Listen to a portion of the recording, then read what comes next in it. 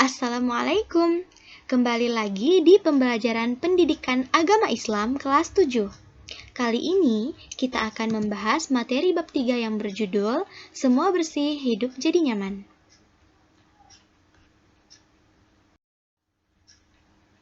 Sebelum itu, coba amati gambar di bawah ini. Ya, kegiatan apa yang ada di gambar ini? Benar sekali. Mereka sedang melakukan kegiatan bersih-bersih. Ada yang sedang berwudu dan ada yang sedang membersihkan masjid. Nah, dari kedua gambar ini berkaitan dengan materi yang akan kita bahas, yaitu tentang taharah. Apa sih itu taharah? Taharah artinya bersuci. Bersuci dari najis dan hadas.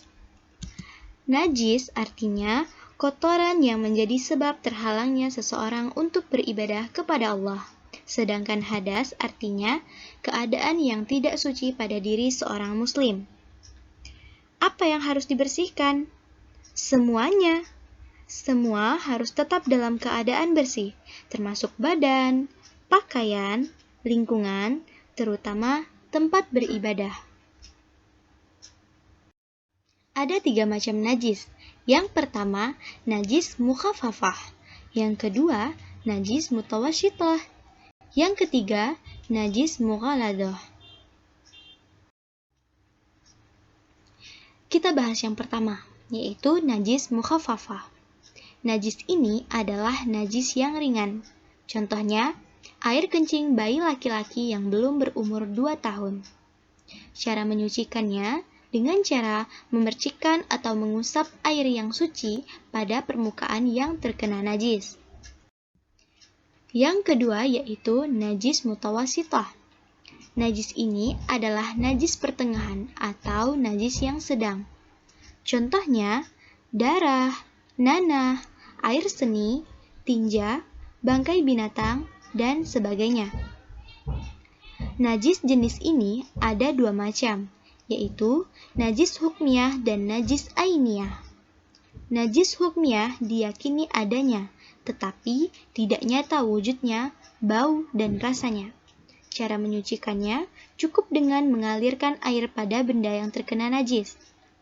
Sedangkan najis ainiyah adalah najis yang tampak wujudnya dan bisa diketahui melalui bau maupun rasanya. Cara menyucikannya adalah dengan menghilangkan zat, rasa, warna, dan baunya dengan menggunakan air yang suci. Yang ketiga, najis mughaladah. Najis ini adalah najis yang berat.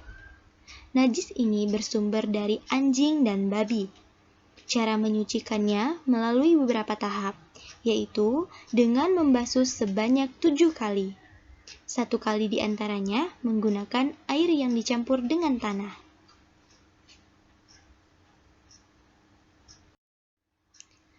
Hadas itu ada 2 macam, yaitu hadas kecil dan hadas besar. Hadas kecil akan terjadi apabila mengalami atau melakukan salah satu dari 4 hal, yaitu yang pertama, keluar sesuatu dari qubul dan dubur. Yang kedua, hilang akal. Yang ketiga, bersentuhan kulit antara laki-laki dan perempuan yang bukan mahram. Yang keempat, menyentuh qubul dan dubur dengan telapak tangan. Yang kedua yaitu hadas besar. Hadas besar akan terjadi apabila kita mengalami atau melakukan salah satu dari 6 perkara, yaitu yang pertama, berhubungan suami istri. Yang kedua, menstruasi atau haid. Yang ketiga, keluar mani. Yang keempat, melahirkan. Yang kelima, nifas. Dan yang keenam, meninggal dunia. Bagaimana cara taharah? Taharah dapat dilakukan dengan 3 cara. Yang pertama, berwudu. Yang kedua, mandi wajib. Dan yang ketiga, tayamum jika tidak ada air. Adapun sarana yang dapat digunakan untuk bertaharah yaitu air, debu, dan batu. Pada umumnya, orang bersuci menggunakan air. Adapun air yang dipakai untuk bersuci adalah air yang suci sekaligus menyucikan. Air jenis ini merupakan air yang bersumber dari alam, baik yang keluar dari bumi maupun yang turun dari langit, seperti air sumur, air sungai, air hujan, air laut, air danau, air embun, air salju, dan sebagainya. Selanjutnya, kita akan membahas bagaimana tata cara menghilangkan hadas. Yang pertama yaitu mandi wajib. Mandi wajib adalah mandi untuk menghilangkan hadas besar. Mandi wajib juga sering disebut dengan mandi janabat atau mandi junub. Adapun tata caranya, yang pertama, niat. Niatnya adalah nawaitul ghusla li raf'il hadasil akbari fardhan lillahi ta'ala. Yang kedua, menghilangkan najis apabila terdapat di badannya, seperti bekas tetesan darah. Yang ketiga, membasahi seluruh tubuh mulai dari ujung rambut sampai ujung kaki. Pada saat mandi wajib, kita juga disunahkan untuk membaca basmalah, menyuci kedua tangan sebelum memasukkan ke dalam bejana, berwudu terlebih dahulu, mendahulukan yang kanan dari yang kiri, menggosok tubuh, dan sebagainya. Yang kedua adalah berwudu. Wudu adalah cara bersuci untuk menghilangkan hadas kecil. Adapun tata cara berwudu adalah yang pertama, niat.